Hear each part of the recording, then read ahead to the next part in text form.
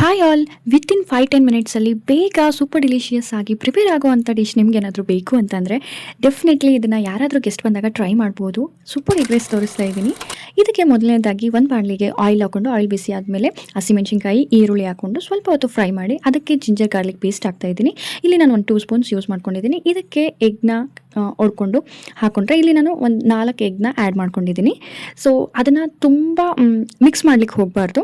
ಸ್ವಲ್ಪ ಅದು ಬಾಯ್ಲ್ ಆಗೋವರೆಗೂ ಅದು free ಆಗಿಬಿಡಬೇಕು. Next 1.5 table spoon garam masala, 1 table spoon salt ಹಾಕ್ಕೊಂಡಿದ್ದೀನಿ, 1 ಟೇಬಲ್ ಸ್ಪೂನ್ ಪೆಪ್ಪರ್ ಪೌಡರ್ ಹಾಕ್ಕೊಂಡಿದ್ದೀನಿ. ಇದಿಷ್ಟು ಹಾಕ್ಕೊಂಡು ಸ್ವಲ್ಪ ಹೊತ್ತು ಫ್ರೈ ಮಾಡಿ ಅದಾದಮೇಲೆ ಮಿಕ್ಸ್ ಮಾಡ್ಕೊಳ್ಬೇಕು. ಎಗ್ ನಮಗೆ ಬಾಯ್ಲ್ ಆಗಿದೆ ಅಂತ ಗೊತ್ತಾದ ಮೇಲೆ ಸ್ವಲ್ಪ ಹೊತ್ತು ಬಾಡಿಸ್ಕೊಳಕ್ಕೆ ಸ್ಟಾರ್ಟ್ ಮಾಡಬೇಕು. ಈ ಥರ ಕನ್ಸಿಸ್ಟೆನ್ಸಿಯಾಗಿ ಬರಬೇಕು.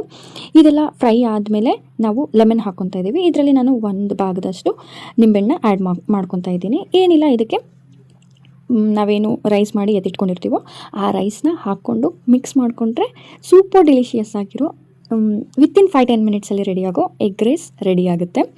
ಇದಕ್ಕೆ ಮೇಲೆ ನೀವು ಗಾರ್ನಿಷ್ಗೆ ಏನೋ ಕೊತ್ತಂಬರಿ ಸೊಪ್ಪನ್ನು ಆ್ಯಡ್ ಮಾಡ್ಕೊಬೋದು. ನಮ್ಮ ಮನೇಲಿ ನನ್ನ ತಮ್ಮನಿಗೆ ಇಷ್ಟ ಇರಲಿಲ್ಲ ಹಾಕೋದು, ಸೊ ಅದಕ್ಕೆ ನಾನು ಹಾಕ್ಕೊಂಡಿಲ್ಲ.